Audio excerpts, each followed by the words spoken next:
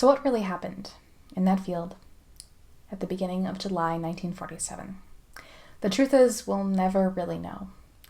Timelines are wonky. Facts don't make any sense from what the U.S. military says down to UFO investigators. Well, a lot of times they're even worse.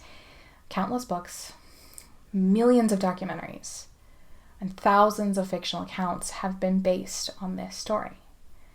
So let's dig a little deeper into what happened in Roswell on July 1st through the 7th, 1947. In order to do that, we need to travel back to 1947. So let me set the scene. It's the summer. Rationing has just ended thanks to the work of President Truman in the US. Rationing was still happening in many parts of Europe, but it was over here. The Axis have defeated why do I keep saying the Axis have defeated the Allies? Oh my god, what kind of revisionist history do I live in? Okay, the Allies have defeated the Axis for over 2 years at this point, and the Cold War hasn't begun yet. It's starting to ramp up, but it's still at the very tail possible beginnings of it. So one of the most rural states in the nation, in a very rural area, heavy with ranching and farming and mostly salt-of-the-earth types, sits the Brazil Ranch. And this is where our story begins. So in the summer of 1947, there was something known as a UFO flap on the western seaboard of the United States. That's California, Utah. I know states, I swear. Basically the west coast of the United States. A UFO flap is what UFO researchers refer to when there's a lot of sightings. Somewhere at a random newspaper at about this time, around 3 weeks before what happened in Roswell happened, the term flying saucer was coined in a newspaper by a random reporter. Here, in the middle of a rural state, in between the very tiny town of Corona and the slightly larger town of Roswell, sits the Brazil Ranch. A very large, several hundred-acre ranch ran and rented by Mac Brazel. He is one of our main characters in the story. Although I understand the need for nuance and the yearning to want to remember all names connected to this case, for the sake of simplicity, I have limited it down to the biggest names. Largely, I want this to be an introduction to the case as well as my thoughts, since I spent so long studying this, and I do apologize for the length that it took me to put this out. Moreover, many of these accounts are unclearable. They are extremely convoluted, and I wanted to make this simple because I spent literally over a year and thousands of hours researching into this case, and I have trouble keeping the names straight myself. Totally fine if you want all of the names. There are podcasts and books that go deep into this. However, that's not my style. This room was just full of glorious sunlight, and it is now gone. It's my life. Anyway, so hi, future editing Libby here. I guess I don't have to tuck my hair up like that anymore since I'm not doing yoga right now. And and I mean, I knew I was super nervous when I filmed this last night, but geez Louise, I look like a deer in headlights at points. Like, it is very obvious that I haven't like sat down with my lights and my mic in over a year. It's still the best take of this I've done, but good Lord almighty, I'm sorry. Oh, it's really important to learn to laugh at yourself though. So, you know, just know I'm okay. I'm just like watching this going, oh Lord have mercy, I'm so nervous it's not even funny. All right, back to your regularly scheduled programming.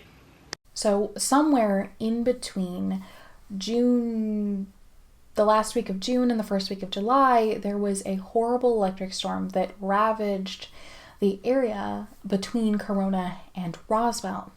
Multiple witnesses recorded watching the storm. It was noted on national news, and it was quite an involved electrical storm.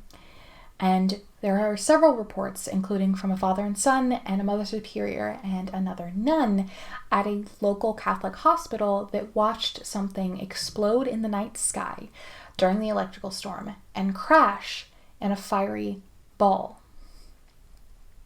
This does correlate, and both of them actually ended up turning this in before any possible evidence of a UFO crash ever even reached the public consciousness. Mac Brazel was not a wealthy man.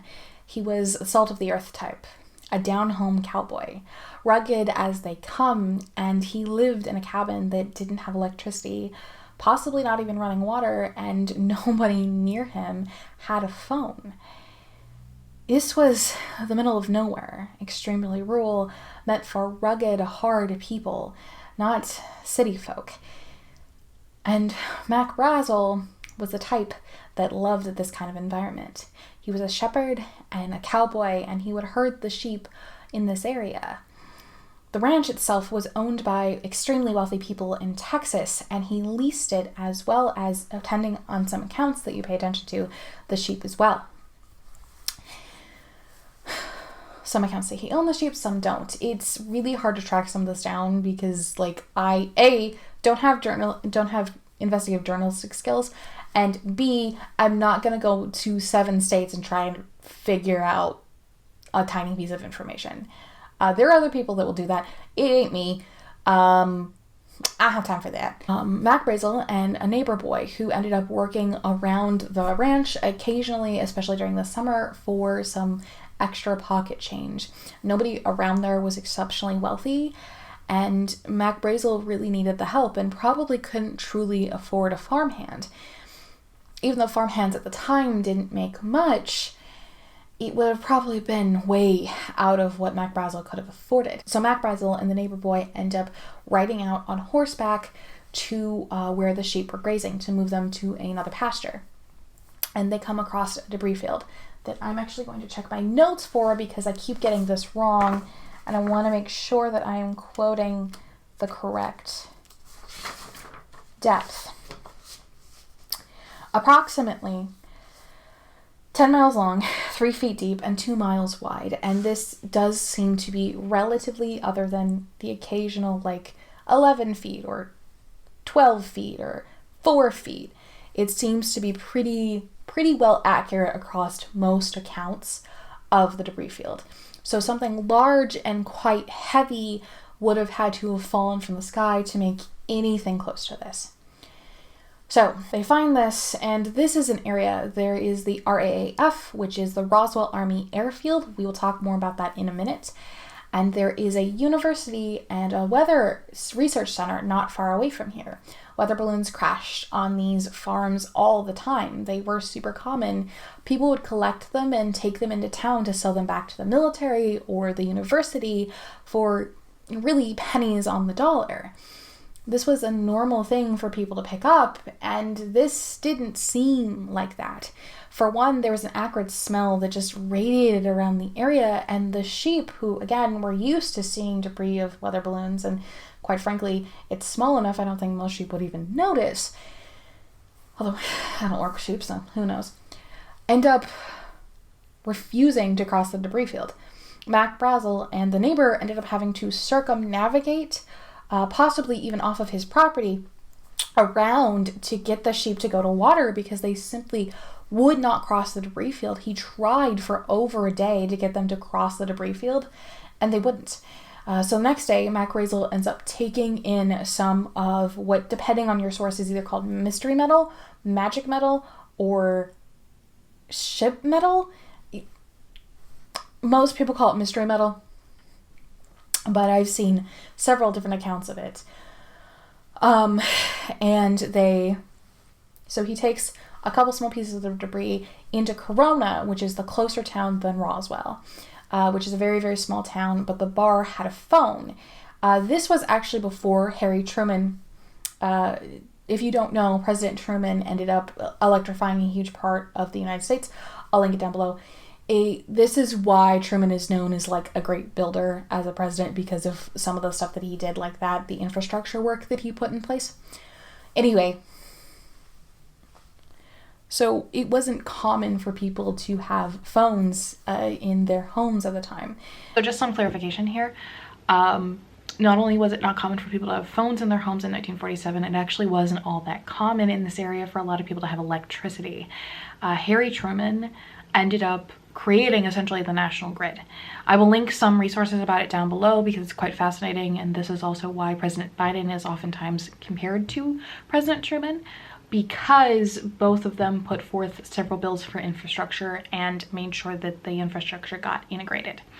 So that's why there is that comparison. Just again, for clarification, most people, or very few people, even might have not had electricity, and if they did, it would have been very minimal. Although electricity was commonplace in big cities, it wasn't commonplace in rural areas because the national grid hadn't been established. So again, I will link something down below about the establishment of the national grid if you're curious, but that also plays into this a little bit. There's a lot of history that happened in 1947, so I do apologize for having to like integrate so much history into this, but it was a very big deal year in the US. And the cell phone was like an idea of fantasy and science fiction. Nobody was thinking that we would actually have these computers in our pockets.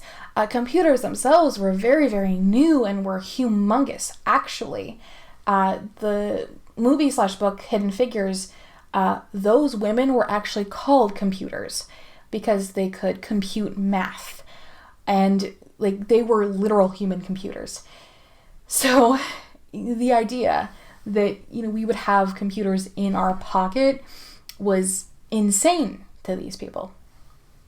It was completely out of the realm of their possible reality. So Mac Brazel takes this small piece of debris into the bar and hands them around as he makes a couple of phone calls. And then one of the people at the bar allegedly says that he should take it into Roswell and see what the sheriff says. Because it could be one of those their flying saucer things. So Mac Brazel ends up calling the owners of the ranch and just is basically like, either you need to hire someone to clean this up or tell me what to do, because this needs to be cleaned up. It's a mess. And they say, you know, find someone to clean it up. So Mac Brazel ends up going back to the ranch and ends up hanging out at home for about 2-ish days. And I know a lot of people find that like gap and him immediately reporting stuff like super weird. And yes, to our modern idea, it is super weird because I can pick up my cell phone and report something literally instantaneously over the internet. I don't need to think about it. I can show pictures on social media. Like, I can have this be a massive news story in seconds. And that idea just didn't exist. Life moved at a slower pace, especially in this area.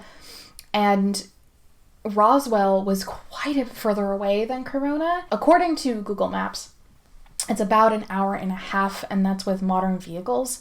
Vehicles in 1947 didn't go nearly that fast and weren't nearly that fuel efficient, and anything that Mac Brazel had would have been an old beat-up farm truck, and it would not have gotten that kind of speed or agility that we're used to even in like 4-ton pickups nowadays. So it was a full journey for him to go into Roswell. So he ends up waiting a couple of days, collecting an entire box of debris, taking it into Roswell. He goes into the sheriff's station. By now, it's Sunday. The sheriff doesn't want to deal with this because it's Sunday. It's the weekend of 4th of July. And of course he doesn't want to deal with this. It's annoying and whatever. But Mac Brazel thinks that he might have one of these flying saucer things. So the town sheriff ends up, at the same time, the owner of the KGFL, which is the local radio station, ends up calling in to the sheriff's station, which apparently was a super common thing at the time. It still might be, I'm not sure, for like local reporters and stuff to just call the sheriff's station or call the sheriff and see what had happened, who had been arrested, etc. And the sheriff, who was also the town gossip, according to multiple accounts, ends up kind of telling the owner of the KGFL that Mac Brazel might have found a UFO. Or a flying saucer, as they were saying then. And then the sheriff ends up calling the RAAF, or the Roswell Army Airfield. Now, like I said, I was going to talk about this again in a minute. So, I want to dispel a myth here because a lot of people, especially in the UFO community, seem to think that, okay, so first of all, important note of history. The U.S. Air Force became the U.S. Air Force after or at the tail end of 1947. Before this, nobody really thought that airplanes would become a thing in combat. They didn't think that they would become the indispensable, I can't say that word apparently, the indispensable tool that we now think of them as. And the idea that we would even think about going to war without an active Air Force now is insane and ludicrous and outright ridiculous. We would never even consider it nowadays. But anyway, at the time, the workings had already started, and President Truman had already put in place some of the pieces and parts in order to start creating the Air Force as its own entity. So there is a myth within UFO circles that the U.S. Air Force was created, and basically every other Air Force on Earth was created because of the Roswell incident, and this is basically completely factually untrue.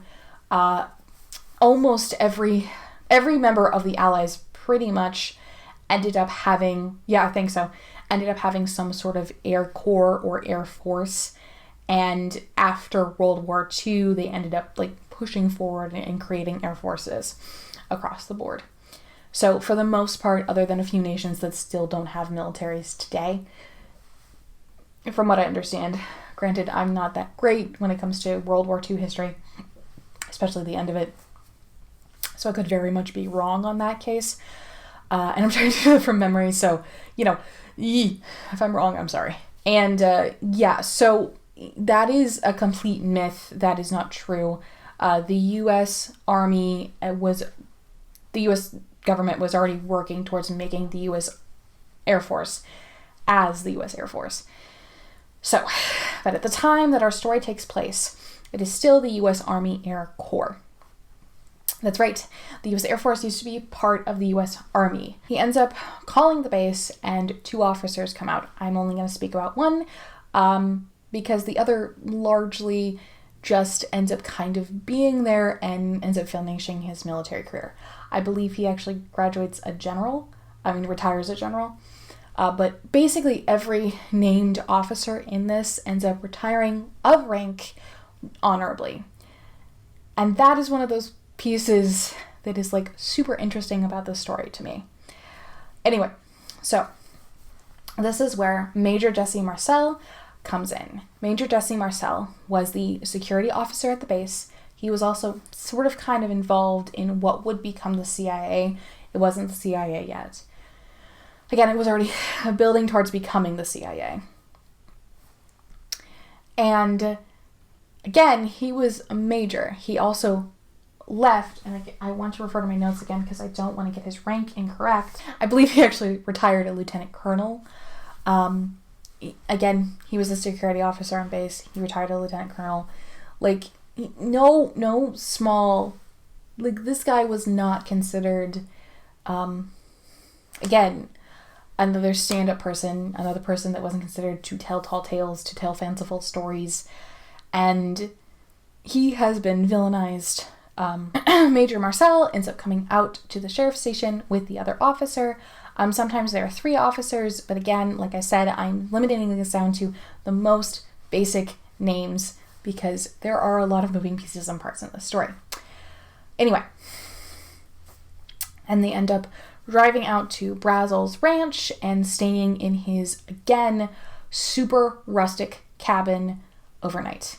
And the next morning, they ride out to the debris field. Brazel and this officer immediately both realize that this is something quite large, that has crashed, and they are going to have to bring in other people in order to clean it up, at least, and figure out whose it is.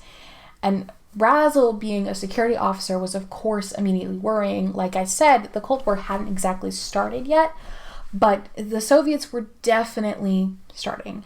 If you don't know, the Cold War wasn't really a war, but it was sort of... Okay.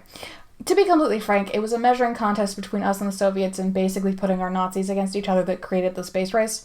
And this is why more women need to be in government, because there is not a chance in hell that a group of women would have done this.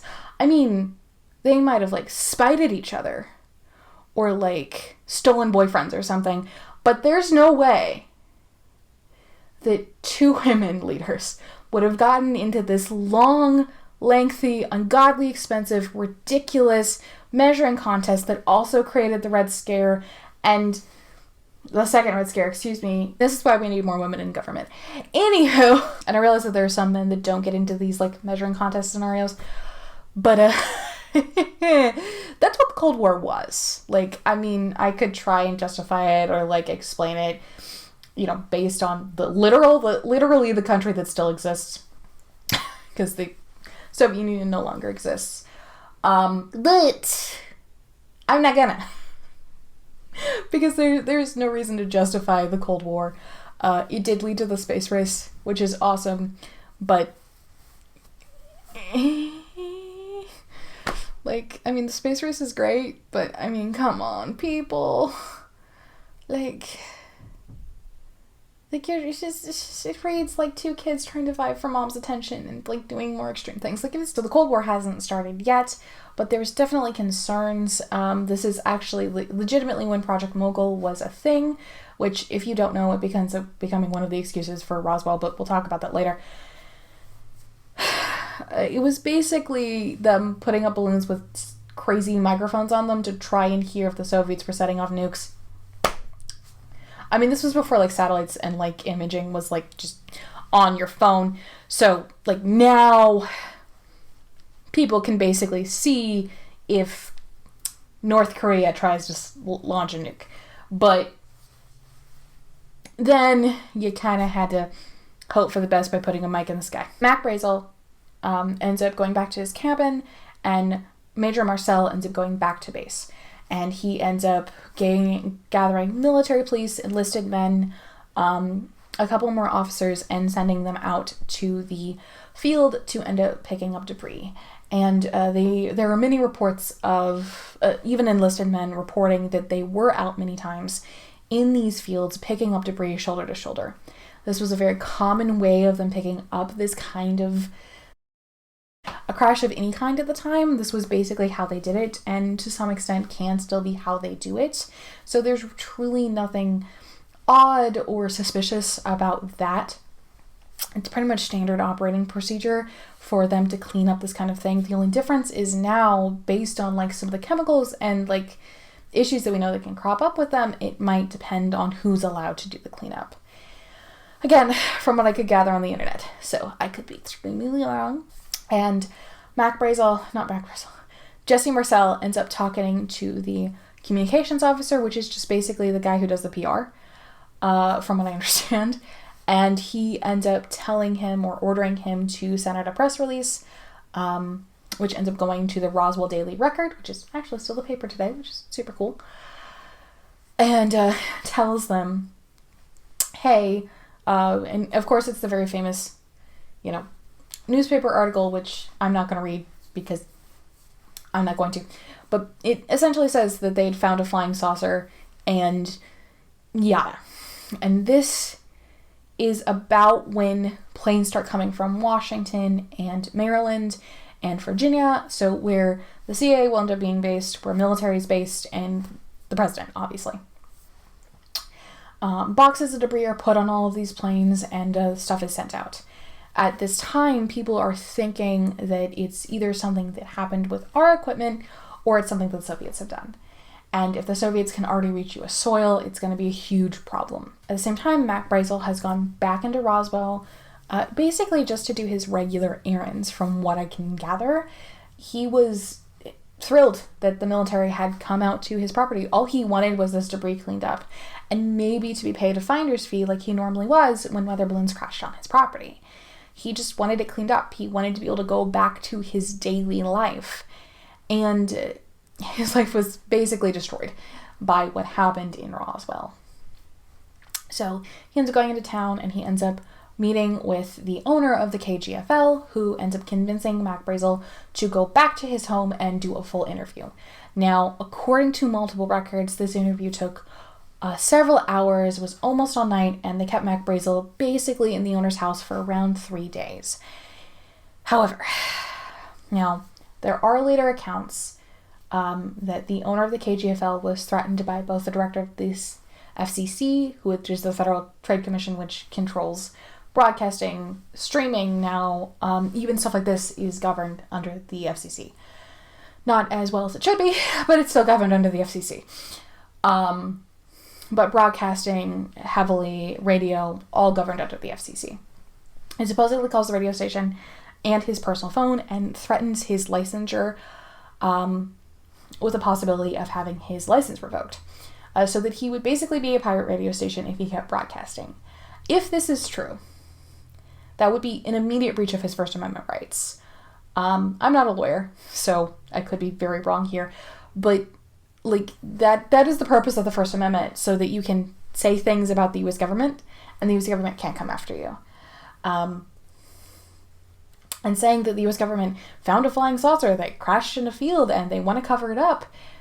Like, if any of this is true, that's why so many people can publish books about it. That's why these people can't be persecuted for it, because unless they have actual access to classified information that they leak, they haven't broken the law because of the First Amendment, or they commit slander.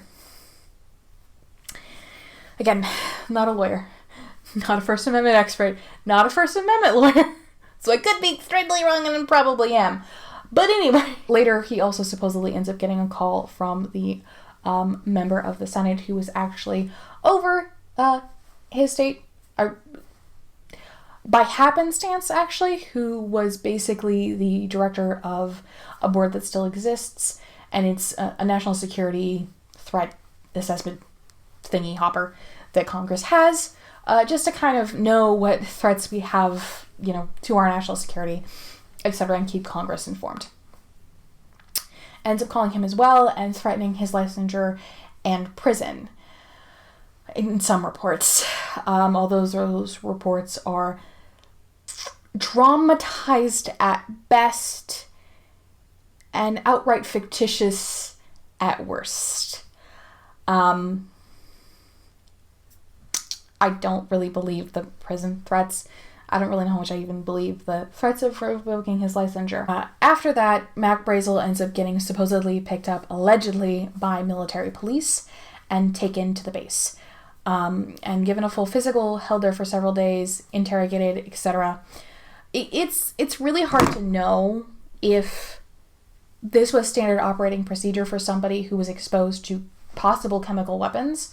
Because that's a potential. The 509th Bomb Group was stationed at the RAAF, and the 509th Bomb Group is actually the planes and pilots and service members that dropped the bombs on Nagasaki and Hiroshima, which is woven into the Manhattan Project, which is the project that we ended up using in order to create the atomic bombs. And there were also several men there that were there on behalf of Project Paperclip. Project Paperclip is the project that the U.S. government had that basically recruited Nazis, directly recruited Nazis that had skills that we wanted, and gave them new identities. And most of them ran NASA. Sorry about the angle and everything keep changing, apparently. I didn't check my battery or my memory card before I started recording. Oops. Anywho, so like I was saying, Mac Brazel was supposedly taken there for around 48 hours, given all these things. And again, I don't know. It's possible he was exposed to chemical weapons, and that's why they took him to base, to give him like an actual physical, to make sure that he didn't maybe have radiation burns or something. It's impossible to know why they did that, if they did that. What we do know is that Mac Brazel was then eventually released or let to leave, and ended up buying a new truck a few weeks later. He did not have a lot of money to his name, so it's really interesting that he bought a new truck. It's also possible he was hiding money somewhere and he was just a cheap bastard. There's no way of knowing without knowing the man to actually be able to like know. Around the same time, again, timelines are super wonky and don't make a whole lot of sense, so I'm doing my best to streamline this as much as possible, but just know, in the first draft that I ever wrote of this script, these were going to be 3 consecutive 1-hour videos. And meanwhile was used a lot, because it was very much like, meanwhile, back on the ranch. Like, that could have been used so much for this project, it's not even funny.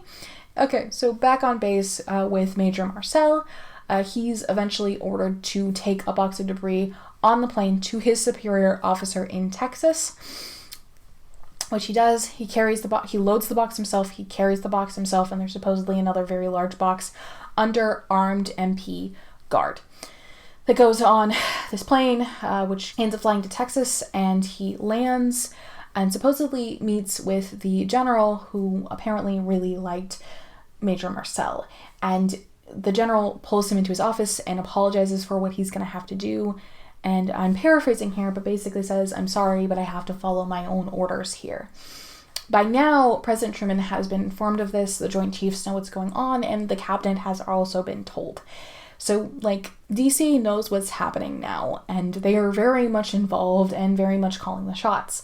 So either the Joint Chiefs are making these calls militarily, or the president is making these calls. Who knows? And there's no way I will ever know without being POTUS. I may not even know that. Let's be real. And yes, I would ask first. I'm so that person to be like, okay, Roswell. Okay, Kennedy. I'm so that person. Like in my first ever security briefing. Like, as president-elect to be like, okay, Roswell. Kennedy. I must know. And just imagine me being like, damn, that's boring. I honestly wonder how many president-elects have done that. Because, like, I want to know. I mean, I'm sure, we'll get to my opinion later, but I'm sure it's super boring. And, like, I'm 99% sure that, you know, Harvey Oswald assassinated JFK, but, like, it would just be really funny. And I really do wonder how many presidents are like, okay, Kennedy, because I am so that person. Like, I'm pretty sure the party line is relatively accurate in that case, but still, I want to know. That's just who I am. So this is where we actually end up getting the really famous photo of Jesse Marcel and the general in Texas. With them holding up a very obvious weather balloon that there's no way they could have been mistaken for anything else. And quite frankly, it's not like these men were drinking buddies. It's not like these men actually even knew each other. By all accounts, this was the first time, other than the 2 officers on base, that Mac Brazel met either of these officers, and they really didn't stay in contact after either. They ran in completely different social circles and different lives, and there's no reason to think that these men would have interacted on a regular basis. So at this point, the general ends up putting up the, you know, retracted, actual, like, what is, for a while, the official report, that is a weather balloon, and orders Major Marcel to get back on the plane and fly back to Roswell, so that he can't see it. Again, this was before phones were a thing. Nobody had computers in their pockets, so it's not like he could, like, see it on Twitter as he was flying somewhere and be like, when Major Jesse Marcel ends up landing back in Roswell, he ends up going to the communications officer and basically tears into him and is like, why did you recant? Why aren't you telling the story that I told? You know, all of this is very alleged, but it does come directly from Marcel himself. Why didn't you do this? And they get into this whole thing, and Marcel is like, I outrank you, you can't, like, go against what I say. And the communications officer basically is like, yeah, my orders come from Washington, you gotta take it up with them. Like, the corrected story goes out to the presses across most of the US. In some cases, the stories actually ran simultaneously in the newspaper. But it's now, it went viral. Both went viral in today's modern language. And they arrive at the impasse. A few years later, in the 90s, at some point, the U.S. Air Force ended up coming out and saying, no kidding, it wasn't a weather balloon, ha ha ha. It was actually part of Project Mogul, which conveniently is the same materials that are used in a weather balloon. To wrap this whole thing up with my opinion, I'm going to disappoint a lot of people, especially in the UFO community, because I'm going to say something that they're kind of going to agree with, and then I'm going to say something they're not going to agree with, and a lot of people that just want to believe the military's line are also not going to like this. I don't think it was extraterrestrial. I think I've said that online in the past. I can't buy that it was extraterrestrial. I don't think we have enough information to prove it was extraterrestrial, although I do believe that there is more than likely intelligent life on other planets. I think that we are probably a bad example of intelligence, if I'm being completely honest. And I don't know why. I've never known why they would come to Earth. We don't have anything that's a finite resource in the universe other than the life that exists on our planet. But minerals, water, anything like that is pretty common, and in fact, oftentimes more common in other places than on Earth. So why would they be coming here? And then my other, clear gripe with people that try to figure all of this out, I mean, there are even famous thought experiments about it, and that's why are we using human psychology to explain completely different beings entirely? These people would not think like us, look like us, act like us. They'd have a completely different evolutionary history to us, and it's quite possible we would be looked at as the unevolved planet, if I'm going to be completely honest. I think it's ludicrous. Even if the debris field was a lot smaller than reported, there's no way that a weather balloon or even a balloon from Project Mogul is going to make a fireball in the sky and make a dent in the Earth. It's too lightweight, it's too porous, it's too fragile, it's not going to happen. And again, the US military timeline is really wonky, although it's the least wonky. And every other timeline is so confusing, it's not even funny. It's also possible that these guys were buddies and they decided to do this for funsies. Who knows? But yeah, that's my opinion, and my ultimate thoughts are we don't know, and we never probably will. But the story is something. So, alright, that's Roswell. On to the next one that I've been putting off forever. And I have got just enough time to get ready for class. So, I love you guys, and I'll see you in the next one. Everything is in the notes directly below. Make sure to follow me on everything, like, comment, subscribe, all that good stuff. I'll see you guys later. Toodaloo.